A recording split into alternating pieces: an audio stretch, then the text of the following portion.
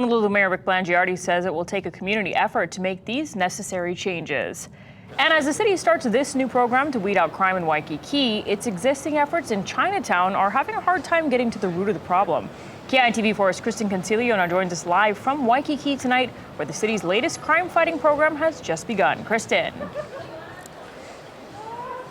That's right, Mika. City officials have pledged to prosecute more criminals on Oahu, but that doesn't mean they'll remain off the streets.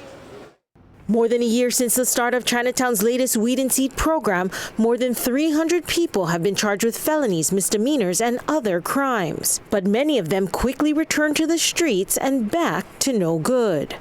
You've seen criminals that repeatedly do assault and drugs with 30 to 50 to 60 arrest record, and they're on the streets. Why are they on the street? Why aren't they on mandatory treatment program? Get them off the street. The prosecuting attorney is supposed to work hand in hand with law enforcement and the judicial system to make sure habitual and violent criminals are either jailed or in treatment programs so they don't commit the same crimes. HPD arrests them, it gets them off the street that day or that night, but they typically spend the night in jail and then go to court and get released. So we think that's a real missed opportunity. But the major piece missing in the effort is the courts. There have been a lot of arrests in Chinatown. People are prosecuted.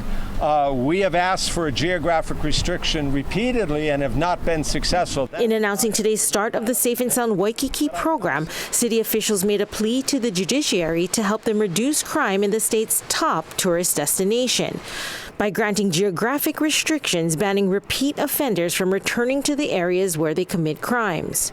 The community is stepping up. Sure, we need the judges to step it up.